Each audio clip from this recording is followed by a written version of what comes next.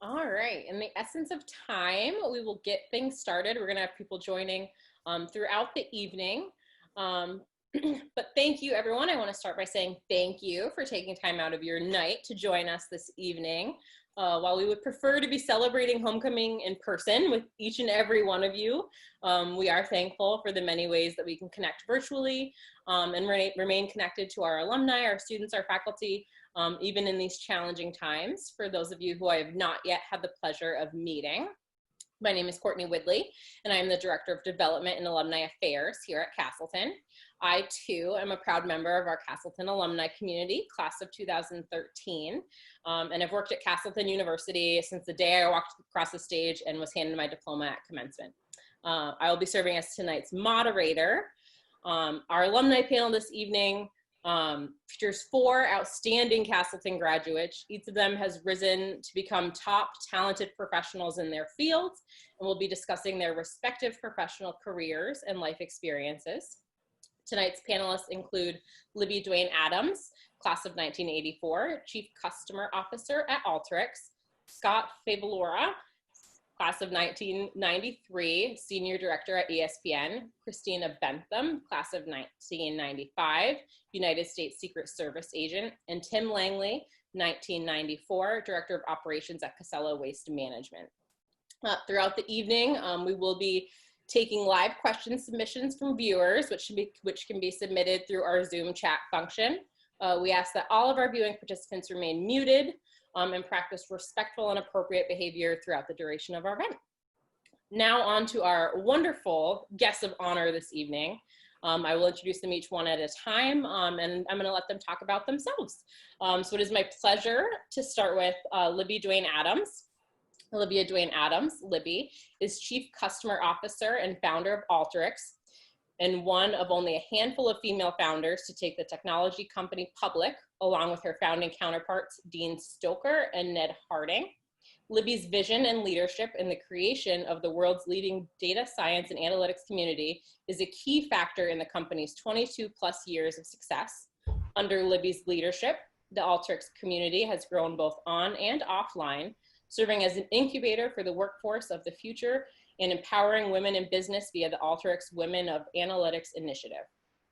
Libby recognized early on that creating a customer-centric culture went beyond delivering a successful product experience and sent out to enable a global community of passionate data lovers where Alteryx users can solve more today, boldly step into the unknown, and achieve more than they ever thought possible.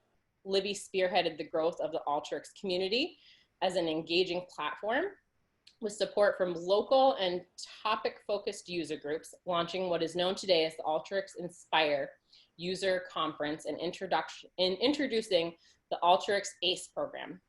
Before co-founding Alteryx, Libby held the various sales positions, customer and marketing roles at strategic mapping, Donnelly, and VNU Business Media. Libby earned her bachelor's degree from Castleton in Vermont and is an active member of the university's Alumni Association. Libby, I would like you to take the floor and tell us a little bit about yourself. Well, it's great, Courtney, because you just wrapped up my life since graduation in 2 minutes. So I don't know if I have anything else to share, but thank you all very much for joining us this evening. For me here in California, it's afternoon and still sunny. I live in Southern California. As Courtney had mentioned, I'm a graduate of Castleton University, 1984. And one of the most amazing things that I often think about and I love to share with students, educators, administrators, is that my belief, and I think I'm proof of this belief, is that it's not where you go to school, whether it's a university or a high school or a certificate program, it's what you do with what you learned. And I still remember going to Castleton as a freshman back in the summer of 1980 and attending the student orientation program, the SOS program. And I was part of the SOS program for my next 3 years at Castleton after joining as a freshman. And I joined as a freshman as a business major. And what did I know about business? But I thought business was accounting. And so I signed up as a business major and said my major is going to be accounting. Well, after taking accounting the first semester and then the second semester of my freshman year, with my balance sheets never balancing, I said, okay, this something's not right here. I don't like this. And then I also got exposure to marketing. As a business major, you're required to take different courses, and Marketing 101 just lit me up, and it became my passion. And understanding how we as consumers behave, whether it's a business to consumer environment or a B2B environment, it's all about why are people buying, what are they buying, and what are they doing with what they purchase. And that led me into a career that upon graduation from Castleton, returned to New York. I'm originally from Long Island. And so I returned to New York and went to work in New York City. And people often ask, how did you start your career? And I'll be very honest, it's all who you know. My parents were diligent about helping me network with their friends. And that's actually how I got my first job. Did I know exactly what I wanted to do? No. I was not a nursing major who could say, I know I'm going to be a nurse. And I was not a teacher and I knew I was going to be a teacher, or an engineer and I knew I was going to be an engineer. And so I fell into a career with a technology company that was processing large amounts of data for research, media research and market research. And that was the beginning of what I can say has been an absolutely phenomenal path. Stayed in New York for 5 years working for this company, and then moved to Stamford, Connecticut, and worked for another data company that was building technology. And as I watched the technology get hard to use, I said, as a business person, because I'm more on the business side, I'm not a coder, I don't write code, I don't read code. I said, there's got to be a better way to make this software easier to use. And so that was really the start of the founding of what is Alteryx. In early 1997 was when we started. And my two business partners and I, Dean Stoker and Ned Harding, all had the similar belief that if you can make software easier for people to use, then they'll use the data that they can get access to do analytics. And that's what we do. We build software. We actually have a technology platform that processes data specifically for data analytics. And so customers of Alteryx today include the likes of Bank of America Merrill Lynch, HSBC, Comcast, AT&T, Ford Motor Company, and the list goes on. And what makes all of these companies similar is that they all are using data to drive business decisions today. And by using Alteryx, it's that privilege that I have to be able to talk about some of the successes that these companies have had. And then one last quick closing comment that I'll say is we founded the company in 1997 on an idea. It was strictly an idea. We self-funded for the first 14 years, and we didn't go out and get venture money from other people. We put our own money in and we said, let's give it a go. And in March of 2017, we went public on the New York Stock Exchange. And it's that moment in time that I remember like it was yesterday, but I also say we didn't do this to go public on the New York Stock Exchange. We built a business that will help people do the work that they do and do that work better and more efficiently in a modern platform and being able to ingest data. And so I'll answer every question or any question that any of you have. But I'm excited to be here and be able to share what I know from the journey that I've been on so far. Thank you so much, Libby. We'll be so excited to hear some more about your journey in just a little bit. Up next, I'd like to introduce Scott. Scott graduated from Castleton in 1993 and has been at ESPN for over 25 years. He started there in 1994 as a technical director and became an associate director in 1996 in the studio directing department. In 1998, Scott left the company for a little under a year and directed local news at WBAL in Baltimore, Maryland.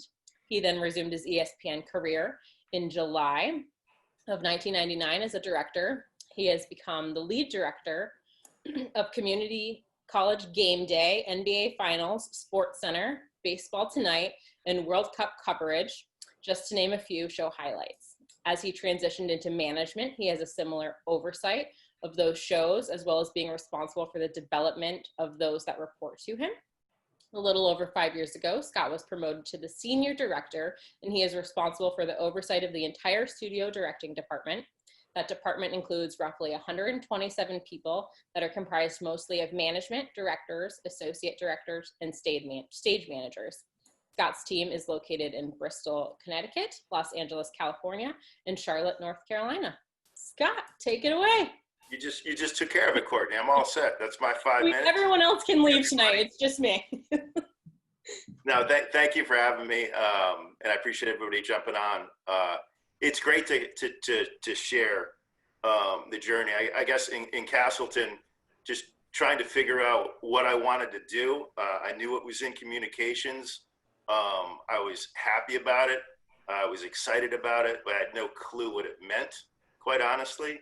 And then I was able to turn an internship at Castleton, not at Castleton, but through Castleton at WTWS down in New London, Connecticut. And I got an opportunity to take that internship, and it turned into full-time employment, which thank God it did, because I got a chance to wear kind of every hat at a real small local. One day you'd be directing something, the next day you'd be shooting a commercial, the next day you'd be trying to build a graphic, and it was kind of all hands on deck and try to get it done with minimal staff, and you better love it, because you weren't getting paid that much.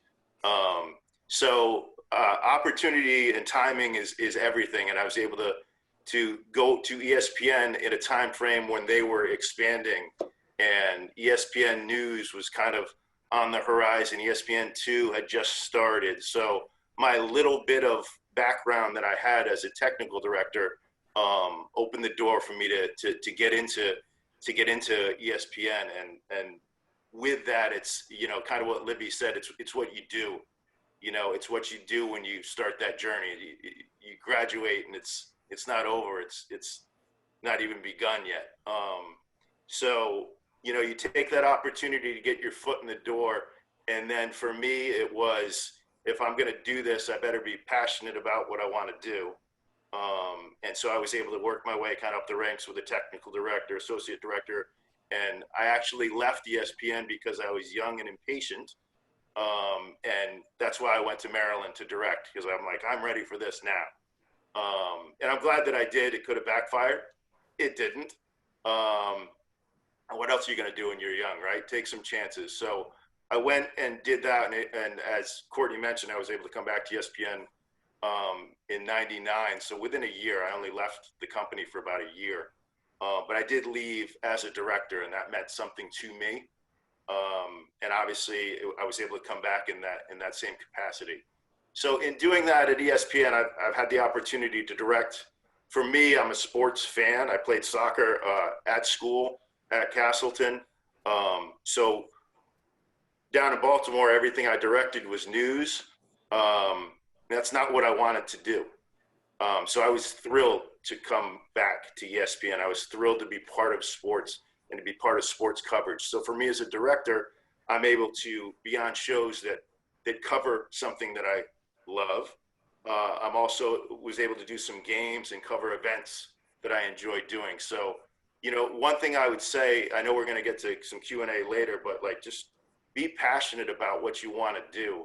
And don't be afraid, I guess, to hear somebody say no, or, you know, that doesn't work, or just keep asking some questions and don't be scared of that. So with that, I was certainly in again, opportunity, right? You work your way up through the ranks, you work some crazy 6P to 3A or 8P to 4A. Like, you know, Libby's out on the West Coast. People are watching sports on the West Coast, you know, when I'm in bed right now. So it's a 24/7 operation. So with that and what people would call crazy hours, I'll take that as an opportunity. I can remember actually having a boss before I became a director. And I said, if I'm directing, I don't care what it is, I will do it at any point and any time.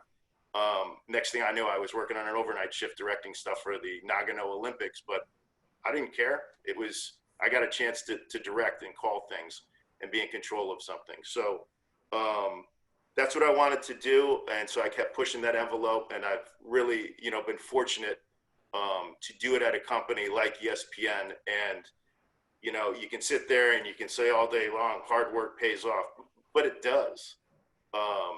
Hard work does pay off. And I've been able to work my way up through the ranks. You know, management, it's a much different thing. I mean, that's what I do now. So there's times I think I manage a directing department and I feel like I'm the furthest thing away from directing, right? About being in that creative zone, telling a story, being part of how to create a show or document an event.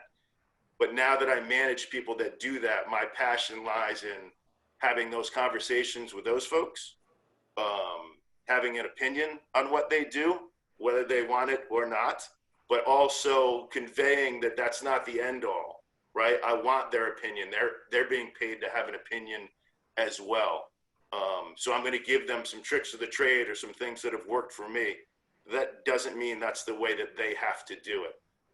It's trying to enlighten and trying to light a fire sometimes under people and seeing where their passion is. And quite honestly, sometimes it's finding, you know, maybe your passion does lie elsewhere. And that's okay too. And I think that's something that from a college community aspect, people learn that too. You don't have to know exactly what you want to do when you're in college, but hopefully you do get a fire lit and you get a passion and you get to go towards that. So I'll just finish up by saying, career-wise for me, I love and I'm passionate about directing. I get an opportunity now to manage the people that are doing those roles. So for me, it enables me, A, to stay home. I don't have to travel anymore. So that was great for a while. I'm happy not traveling, especially now, trust me. But now I can still have a connection with it, obviously, and be part of another generation and another group of folks that are coming up and learning that craft and always looking to try to perfect that craft. And it's a fun ride. So I appreciate your time, and thank you, Courtney. Thank you so much, Scott. I would now like to introduce Christina Bentham. Christina received her Bachelor of Arts degree in criminal justice from Castleton University and is currently a supervisor in the U.S. Secret Service assigned to the President of the United States Detail in Washington, D.C. Before this most recent assignment, Christina was a supervisor in the Chicago field office and a staff assistant for the U.S. Secret Service's Government and Political Affairs Division. Additionally, she served as a special agent on President Obama's detail and former President Clinton's detail, and served in both the New York field office and Tampa field office. She also spends a portion of her time as a warrant officer in the Army Reserves as a criminal investigator. Prior to her federal service, she served as a police officer and detective at the St. Petersburg Police Department. Christina has been at the Secret Service for 18 years, but her law enforcement career spans 29 years total. Christina, we would love to hear some more from you. Thank you, and thank you for having me. So I knew what I wanted to be when I grew up. I wanted to be a police officer from a young age, and my family had always encouraged it. But we also had a family business, so they thought maybe I'd forget about the police officer thing and take over the family business eventually. And I didn't do that. Instead, I applied to Castleton State College, and they let me in. So I majored in criminal justice, And I've got to say, I was actually pretty shy growing up. So in high school, when I tell people I want to be a police officer, they kind of would laugh and they'd be like, what are you going to do? How are you going to yell at them? What are you? And it was kind of a running joke in the high school.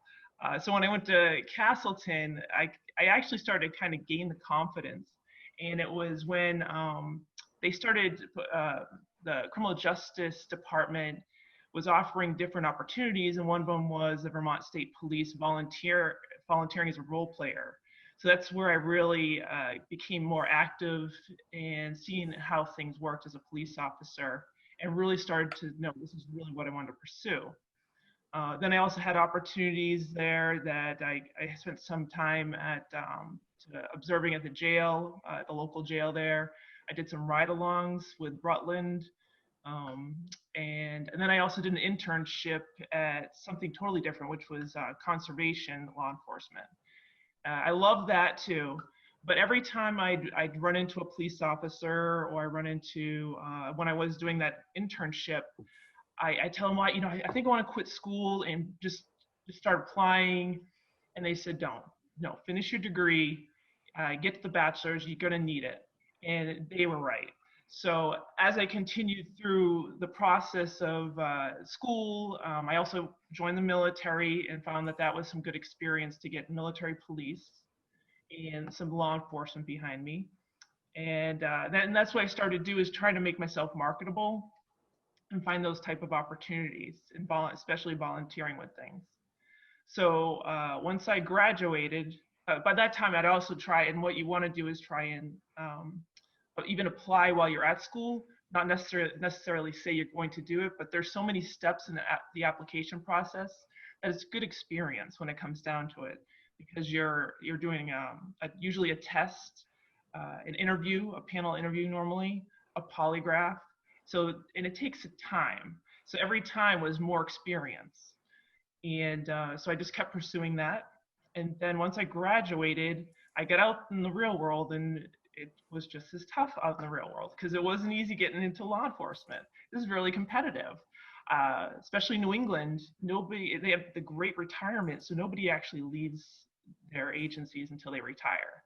So I saved up all my money, $2,000, wasn't much, and I moved to Florida. And that's where I finally became a police officer within about a year, 6 months to a year, and went through all the process. They actually did a psychology exam. They go through the whole gamut of things, and was hired as a street officer. And I did that for about 3 years. And then one night, it was actually seemed to be within two different weeks, I got 2 great callers. One of them was a burglary in progress, where I chased somebody down and caught them, and then the other one was 2 guys were casing a Blockbuster they were going to rob, and I got them. So I was like, all right, this is great. So I got phone calls from 2 different divisions saying, hey, come on over to become a detective, and I did that. That lasted a year, and then I started applying to federal agencies, because I just wanted to see where that would take me. I did want to get back to New England. I was still in Florida, and I applied, and I got into the Secret Service. So started in Tampa, and I got as close to New England by hitting New York, and then that was as close as I was going to get. And I went down to DC, did my time in DC, and that's where I did the President's Detail in Obama, and went to Chicago, and now I just got back, and I'm supervisor on the President's Detail here. And I'm just loving the job now. I mean, this is great when you're a supervisor. It's great to mentor, and it's great to be able to share your experiences. So anything I can help with, though, I know it's a hard field to get in. I'm always there to help out if anybody's interested. Thank you so much, Christina. I'm sure there will be some follow-up questions for you. But last but not least, our local Tim Langley is up next. Tim serves as the Director of Operations for Casella Resource Solutions, a subsidiary of Casella Waste Systems, which is a publicly traded company that was started in 1975. He's a 1994 Castleton University graduate with a bachelor's degree in business administration. Tim has held the Director of Operations position since March 2020 and has been with Casella since 1998. Throughout his 22-year career, he has held various positions, including General Manager, Division Manager, Operations Manager, and Account Manager on both the hauling and recycling side of the business. Tim's daily activities include leading the operations, project development, onboarding, and mentoring of the new general managers of the Casella recycling and compost facilities throughout the Northeast. Tim, share some more. Well, thank you, Courtney. That's some pretty tough acts to follow here. Some very interesting careers and paths. I took a slightly different path than my fellow panelists. I actually graduated high school in 1984 and worked for 6 years before I decided to go to Castleton. And actually wasn't sure I'd actually get into Castleton, to be honest with you. So I applied and got in, and it was the best decision of my life. It really changed everything for me. I was a non-trad, so I was 2 years older than the average freshman at Castleton, so it kind of was a little different for me. But that's where my career kind of began. I was on my own at that time, so I worked at the physical plant, mowing lawns, weed whacking, doing whatever they wanted. All the work study money I could get my hands on, I took advantage of, and then worked outside as well in Rutland. But my goal all along was kind of wanted to stay in Vermont. I was born and raised here, came out of White River Junction area, and I wanted to stay here. So, after I graduated in 94, kind of bounced around for 3 or 4 different jobs doing basic sales stuff, right? I worked in some retail jobs selling tires. I wrote residential mortgages for a time back in when everybody was writing mortgages that didn't do so well, right? I sold newspaper advertising and propane. And one day out of the blue, I got a phone call from a recruiter and said, "How would you like to sell trash?" And I said, "Well, sure, why not? Why wouldn't I want to sell trash? Give that a try." And what really changed it for me was I found a home at Casella. I work with some of the best, most committed, kindest people that you'd ever want to meet.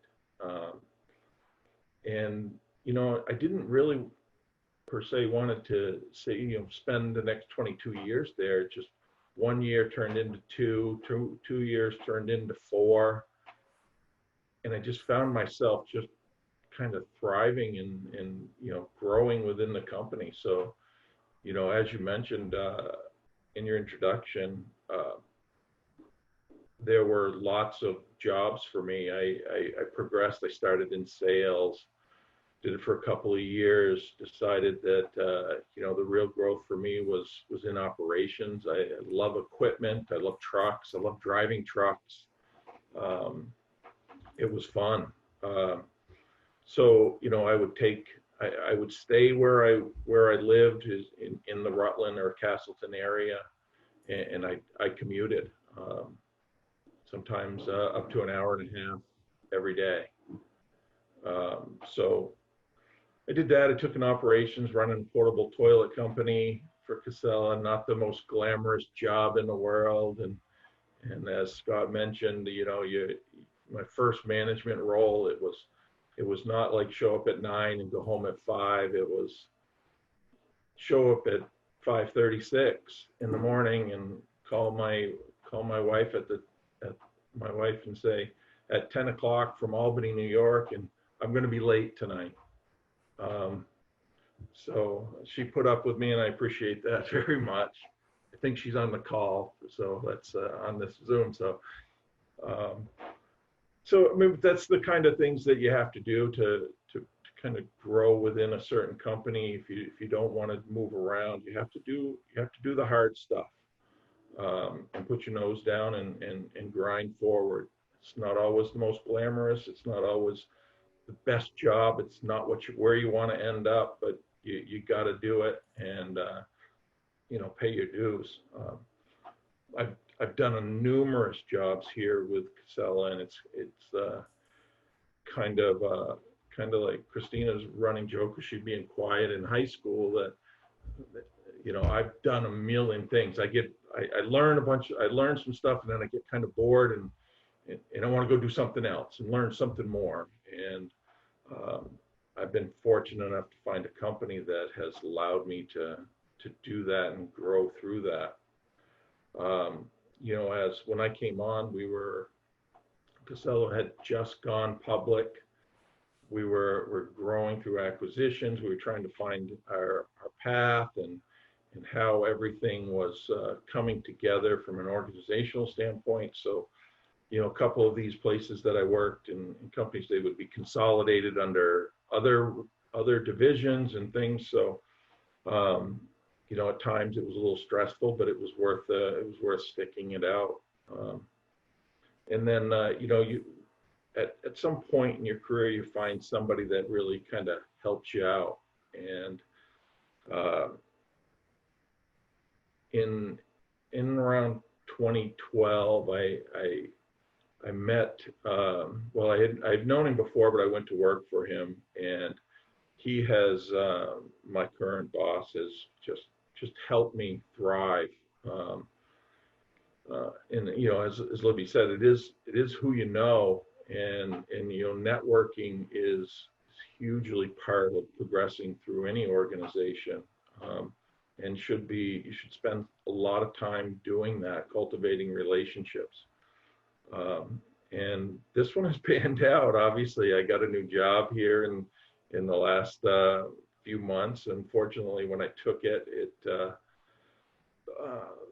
COVID hit, and everything kind of come to a grinding halt. But getting back to networking and cultivating, it's as you become a manager and a leader within any organization, one of the things you spend most of your time is mentoring and helping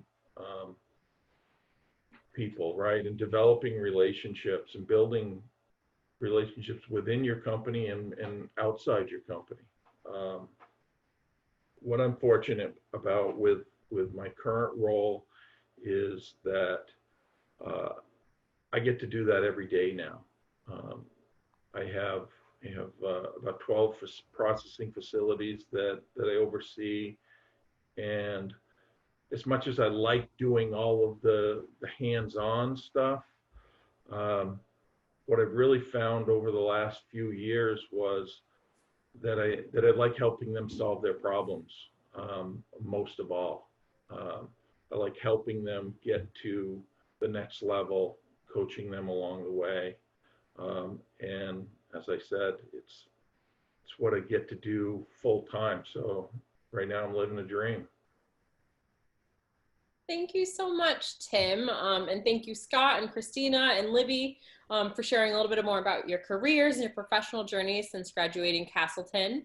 We will now move into the question and answer portion of our event tonight. A reminder to all the viewers, if you have any burning questions for our panelists, please feel free to submit those via the Zoom chat function. Up first, I'm sure we can all agree that there's no such thing these days as a normal day in the office. But can each of you walk us through a little bit of a typical day that you would have in your positions? Scott, if you want to kick things off. Sure. Yeah, you're right. I mean, during COVID, there's nothing normal about it. But, in a usual world, my position, I would go in, I would deal with checking out some shows that people have done, hopefully the night before, and have some commentary on that. Right now, you know, like I kind of stated earlier, in the management of people part, there's also 9 million things to do outside of the role of directing.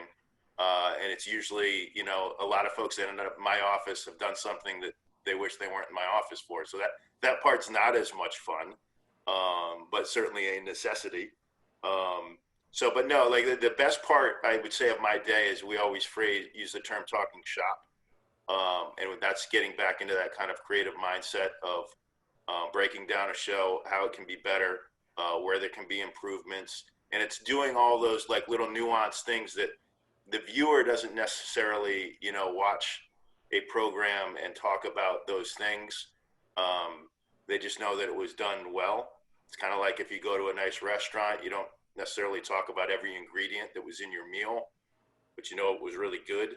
And I kind of like throw the director in that category sometimes of they're that behind the scenes. If you're not talking about the director, but you're really enjoying what you're seeing and able to understand the content, then he or she is doing their role at a high level.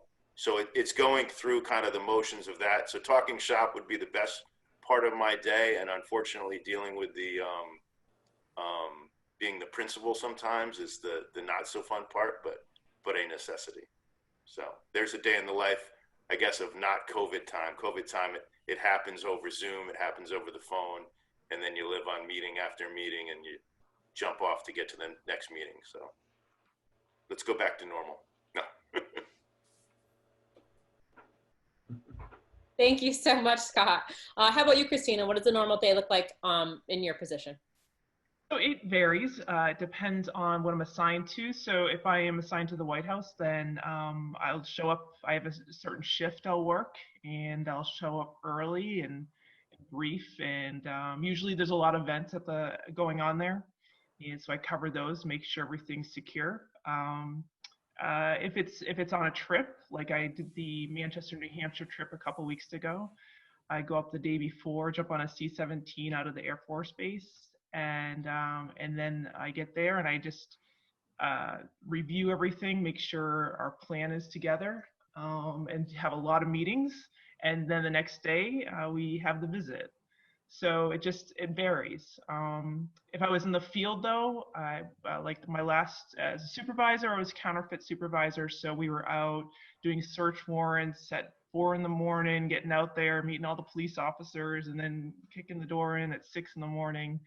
All that fun stuff. That's why it changes, and that's what the variety of the job is what makes it so much fun. And it goes from the point that you become an agent all the way up. So. Thank you. And Tim, how about you? These days, there's a lot of conference calls, a lot of Zoom or WebEx or.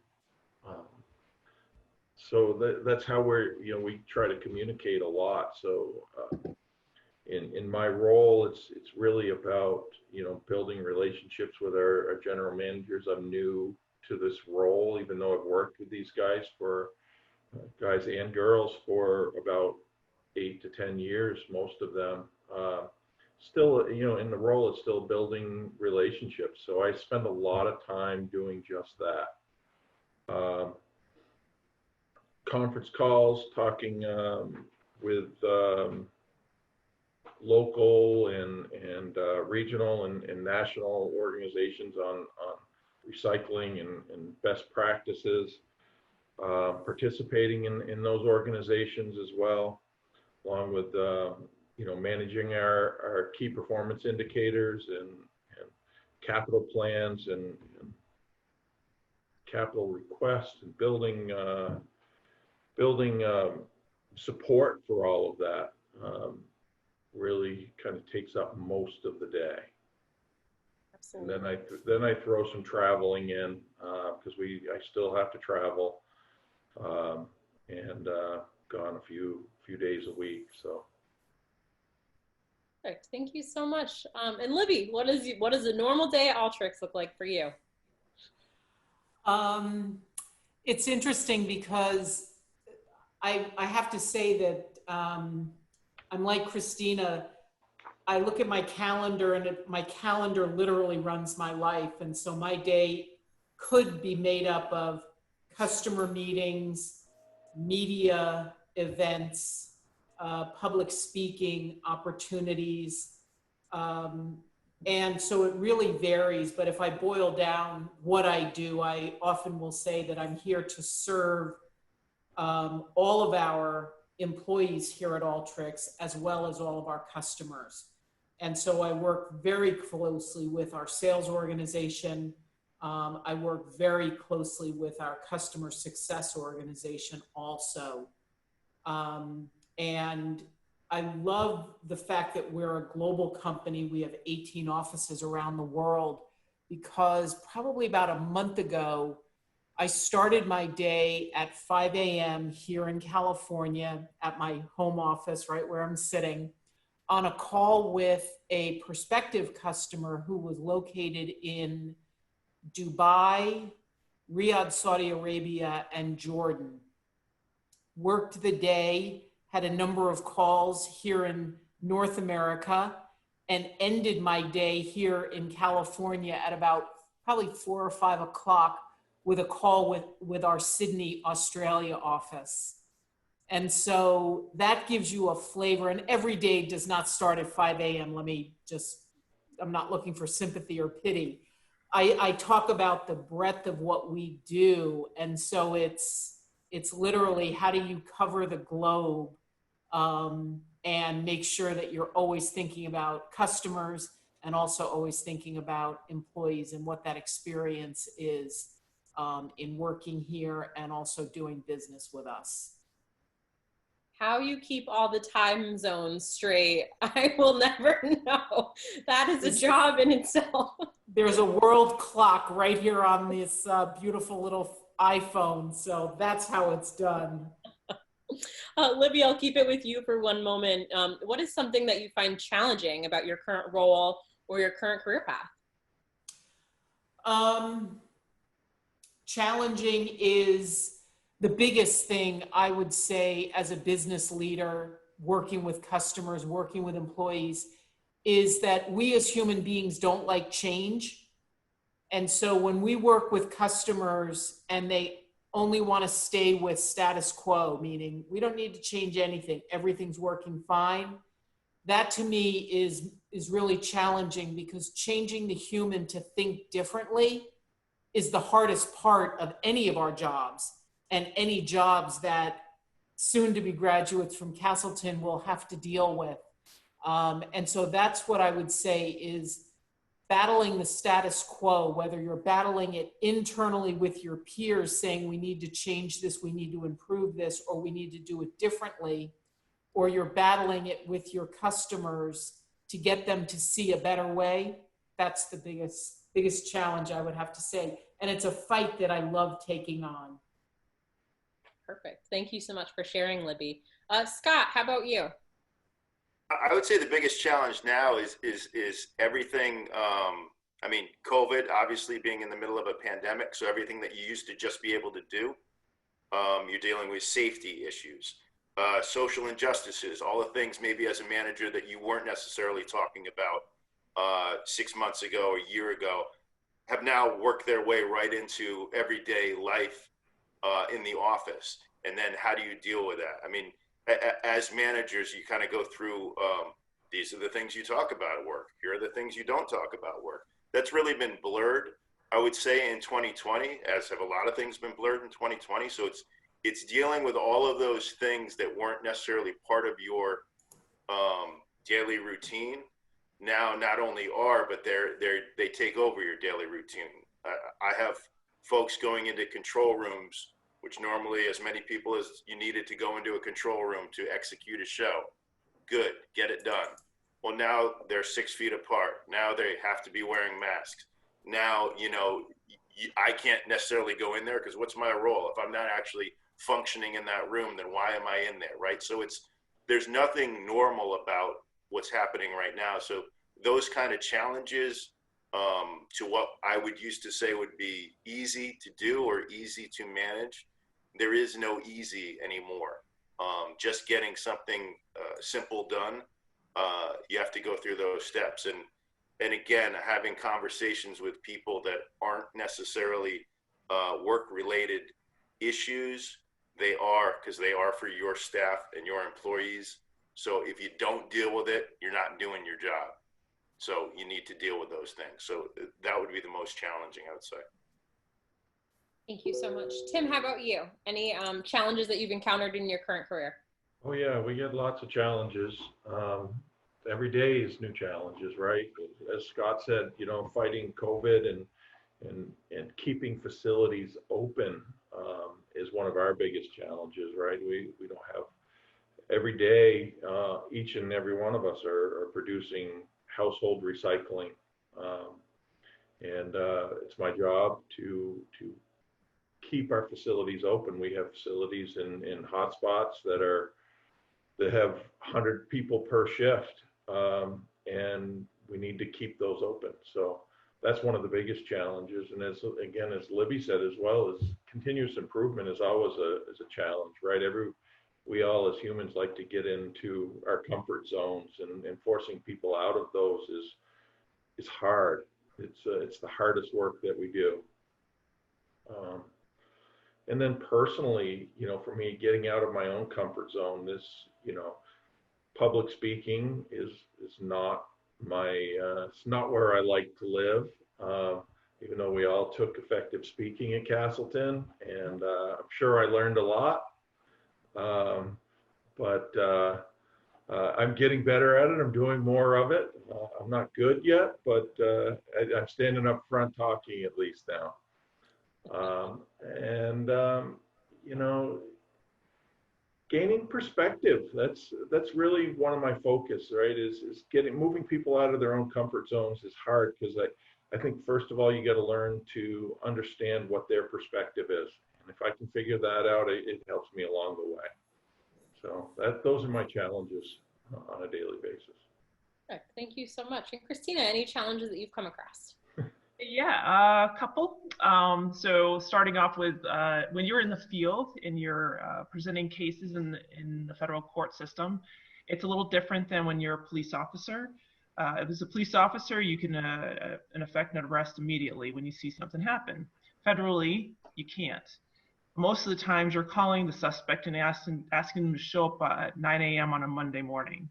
It's very frustrating, and you'd like to be able to find some just be able to do your job and get it done. And it doesn't work like that federally. And it's a long process. Some of my investigations took 4 years before I could actually arrest the guy or the people. So it's frustrating, and it's one of the big challenges where you get discouraged by the system. That's why it's great to finally just go to protection, and you don't have that.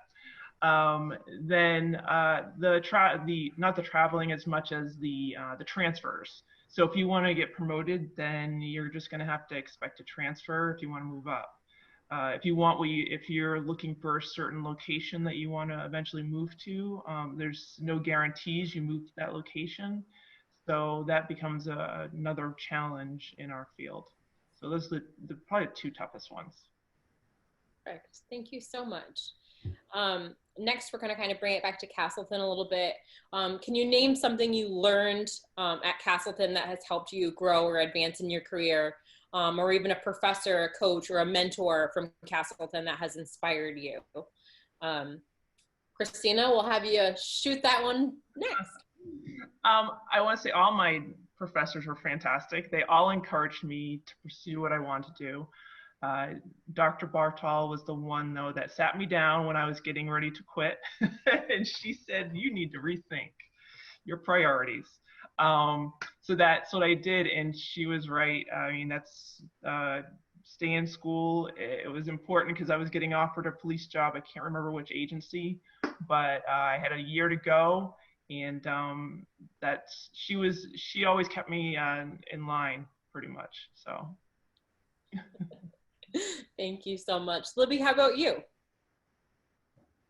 To follow up on what Christina said, one of the mottos that I live by is never stop learning. And one of the biggest learnings, couple of really big learnings that I had at Castleton and from going to Castleton, the first was, for me, I much preferred when I was younger to be able to play a bigger role in a smaller pond. I was not going to thrive the way that I did at Castleton. I was not going to thrive at a 30,000 person university. And my first jobs were at small companies, and being able to build my confidence, my career, and develop and impact the organization that were smaller organizations. The other big learning that I had at Castleton was the involvement that I had in programs outside the classroom. I mentioned I was part of the student orientation staff. I was part of the student government. Those interactions with students who you would not have met because they didn't live near you in the dorm or they weren't part of your major, gave you exposure to a lot of other kinds of people, different people. And that for me was also a very important learning lesson, as well as getting exposure to the faculty and the administration, working with people as a student who are in their careers, quote unquote, in the real world. That was a great learning experience as well. Perfect. Thank you so much. Scott, anything from you? Yeah, I would say from a professor, Dr. Gershon was just tremendous. The guy brought it every day. And I think what I learned is, you know, there was times, especially being of college age, you're in class and you can fire back an answer, and that wasn't necessarily good enough because he was listening to what you said, gave it real thought, and had something to say back to you. So it made me stop and think a little bit more instead of just kind of firing out stuff or doing this, right? I'm like, I can't just get away with that with him. I loved, again, like what he brought every day. I was inspired by that. It's what I want out of my leaders. And I want to be a leader that inspires people. And I think he did that. Obviously he did that because I'm talking about it, you know, 27 years later. So I do appreciate that. The other big learning part of this is the experience you have with all different kind of walks of life at school, and people don't necessarily think the way you think. And how do you navigate through that and still have those interpersonal skills? I mean, those are the things that you carry on. And I guess you can say that about the college experience in general. But again, my college experience was at Castleton. So having those experiences with my peers and being able to kind of navigate through that with people that agreed or didn't agree with you, and to work through that was a huge learning experience. Awesome. Thank you so much. Tim, anything that you learned or any professors that were inspiring to you while you were here at Castleton? There was a few professors that I really enjoyed. Professor Bourgeois was fantastic. I loved that man. He was great. Hated his class. It was hard, but liked that. But you know, I was fortunate enough my senior year to participate in a co-op work experience, which I didn't even realize they had that. But the director of the physical plant brought me over himself to the dean of administration at the time, and said, I have this gentleman. He's you know, worked for us for 3+ years here, and he's a senior now, and maybe we could help him with a co-op experience. And they agreed, and it was my first experience in any kind of administrative role. Even though I wasn't in charge of people, what they gave me for a task was to develop a safety program for the physical plant, and set that up and put together a calendar, put together presentation materials, and then present it to the staff. I just remember being so scared standing in front of people, adults, who I don't do their jobs, and standing there and trying to tell them how they need to do their jobs going forward, to remain safe and and active, and safety really wasn't a big deal in 1994. You know, it's not like it is today. That, and then I get to do some different administrative stuff with some of the staff. Assistant director, worked with him quite extensively, and that was a really great experience. I enjoyed it. It helped me a lot. Thank you so much for sharing. We're going to try to power through 2 more questions that we got here. One of the next submissions are, how are you making an impact in the world and for the next generation in your current position? Heavy hitter. Who wants to start? Libby, go for it. So I'm going to give a shout out to Brian Deloach first, because he's one of my former classmates. Hey, Brian. Impacting the next generation. That is something that I am extremely passionate about. My company is extremely passionate about, because data is everywhere. I don't care who you are. I don't care what job you have or what job you will have. There is data everywhere, and all of us know it because of the devices that we live with in our hands every day. And so we believe at Alteryx that it's part of our social responsibility to give back and empower and enable the use of analytic technology, data analytic technology that we provide. So we actually give it to universities for free. We give it to K through 12 programs also for free. We have 4th graders, we have 3rd graders, we have 9th graders that are all building data analytic workflows with our technology now. And through our ADAPT program, we give anyone who has been displaced from a job because of COVID or is in a university program and wants to learn more about analytics, we give them our free software. We have a full free curriculum on our community at community.alteryx.com that they can follow and use for free. And then also exit the program with a data analytics certification from the Udacity program. And those skills will empower and enable anyone to be able to work towards a career or towards a job, because we do believe that it is our responsibility to enable the next generations. Thank you so much, Libby. Scott, do you want to take a shot at how you're impacting the future generations?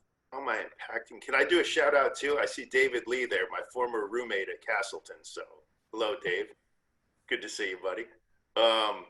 Yeah, I mean, listen, for technology is something that's always changing. So in my field, and specifically as a director, how do you tell a story, right? So, you know, when I started at ESPN, we were telling stories in a 4x3 old school tube television, and it became high definition. So how do you tell a story there? Well, now it's social and digital, and people are looking at their phone, they're looking at their laptop. How they want to consume ESPN is how they want to consume ESPN. We're no longer telling you how to do it. We're just trying to have a strong brand and hope that you come back to the brand to consume it there. So yeah, I think that's where the technology piece continues to change. In 5 years from now, I'm going to be telling you something that I don't even know exists, right? So it's trying to tell those stories on different platforms. You know, and it's interesting too, because I didn't necessarily, I didn't come up that way, right? More old school, but now I oversee folks that can multitask in a way and direct a show. Like we have automation or Ignite automation. So people are doing all the technical aspects of directing. You know, it's like they have like 18 arms and they're knocking stuff out. Not sure I could have done that. Now I oversee those folks. You know, so it's those kind of things. You have an impact on the craft of directing, but the platforms are continuing to change. So having an impact there and still trying to stay relevant is always going to be the challenge. Thank you so much. Tim, do you want to say a few words? I know the recycling industry is very huge right now and forward thinking for the future. Anything you can add to that? Yeah, I mean, I work in sustainability and waste reduction. It's a topic everywhere you go these days. So, you know, my roles in sharing with our local governments and educating younger generations, giving tours and things along those lines, and how we can recycle more and how we can recycle better, even is really kind of rewarding. It's one of my favorite parts about working in this industry. It wasn't quite as important when I started, and now it's just really developed and is growing. And you know, we see these horrible pictures of plastic in the oceans, and you know, it's a small part, but I'm part of the solution on that, working towards reducing that and eliminating that. So that's where we're contributing, and I love it. I really do. Thank you so much, Tim. Christina, how about you?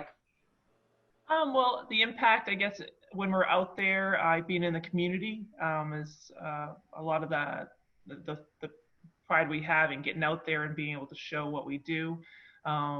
And then our agency is continuing to change as criminals are changing. So we're adding more things to investigations. Like now we're trying to really pursue cyber investigations and things like that to make more of an impact on the public and the community and what's going on and keep up with the times. Thank you so much. We'll squeeze in one more question before we can give you guys some time for some closing remarks.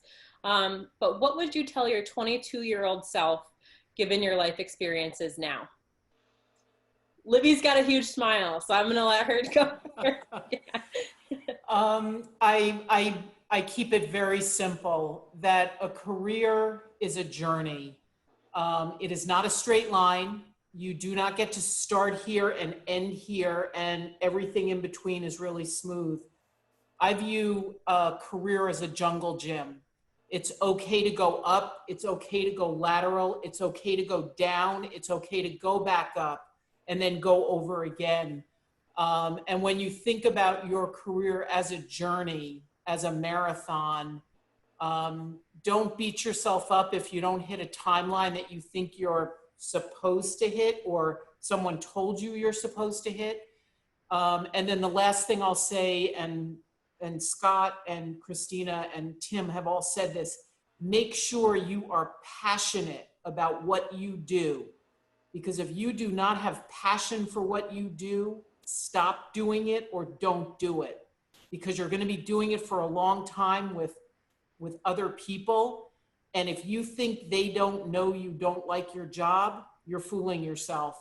And so have passion and don't be afraid of a jungle gym looking career path.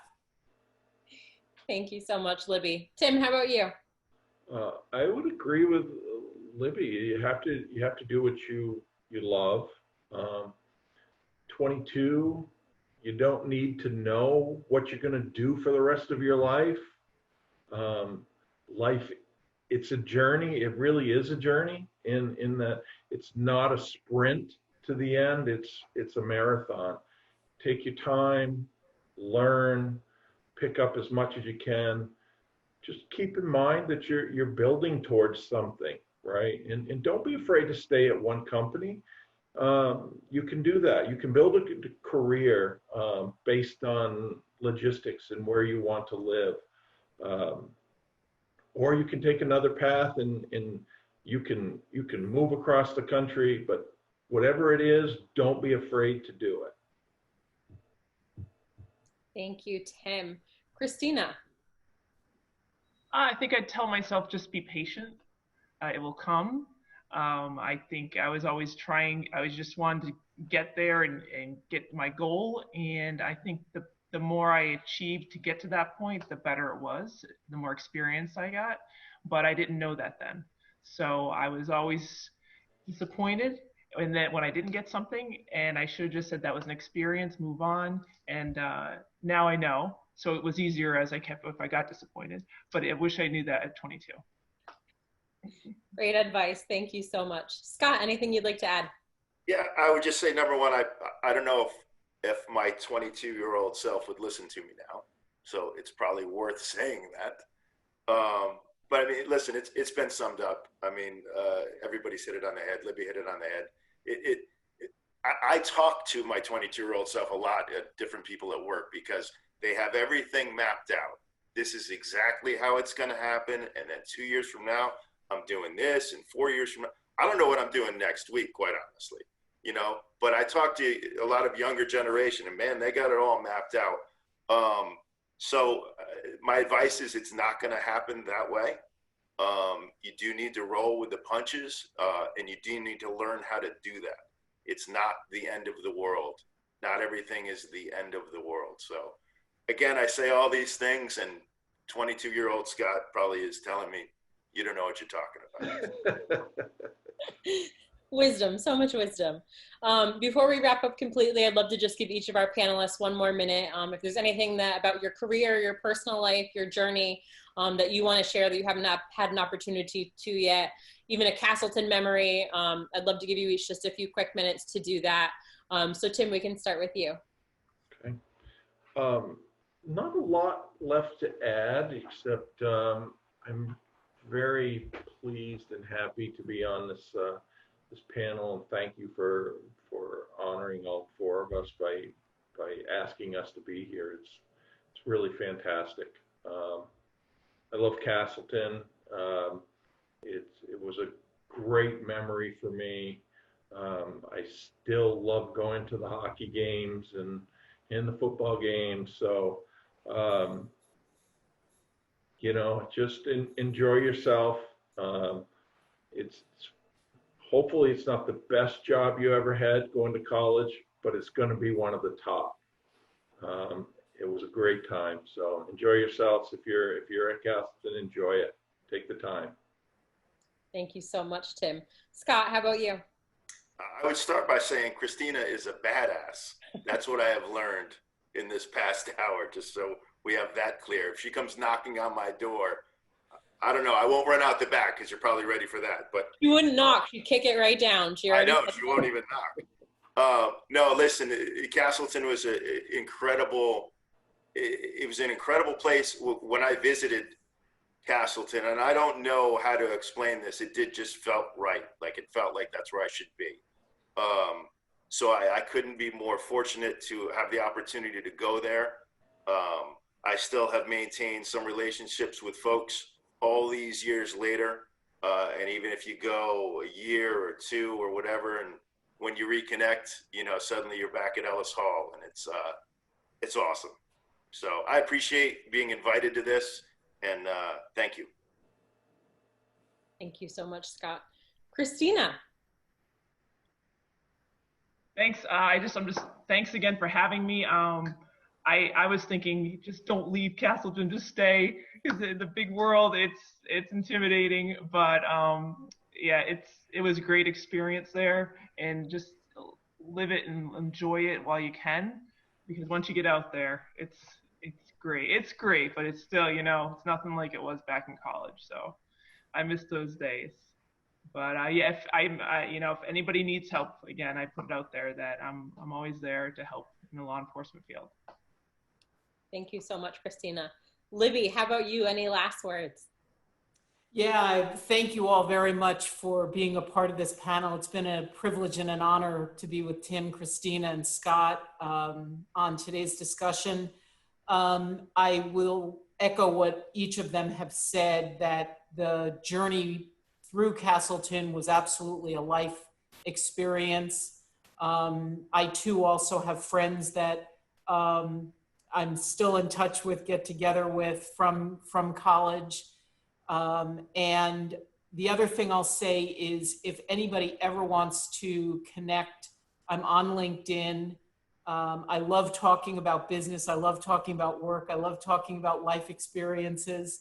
I'm also on Facebook. So Brian, I've been watching Tony's posts from those basketball days. That's been a lot of fun to see and get to relive. And so it is a big world, but it actually is very, very small because of all the connections that we have. So definitely stay in touch. Thank you so much, Libby. And to piggyback off that, our development and alumni office is not only here to ask you for money multiple times a year. We're here to connect you guys. We want our alums to be connected. We want to connect with you. We want to hear what you're doing. We want to showcase what you guys are doing. 3 out of our 4 panelists tonight are actually featured in our Castleton magazine fall 2020 edition, which will be hitting mailboxes in the next 2 weeks. You guys are amazing. We love to share how amazing you are, and we definitely want to continue to connect you guys. So a huge Spartan size thank you to all of our panelists this evening. Thank you so much for giving us your time. Thank you to all of our alumni who have hopped on tonight. We hope to continue to do virtual events, but as much as we love those, we very much hope that we can someday soon see you in person and give you all hugs and pats on the back. So please keep in touch with us in the development office, keep in touch with one another, LinkedIn, Facebook.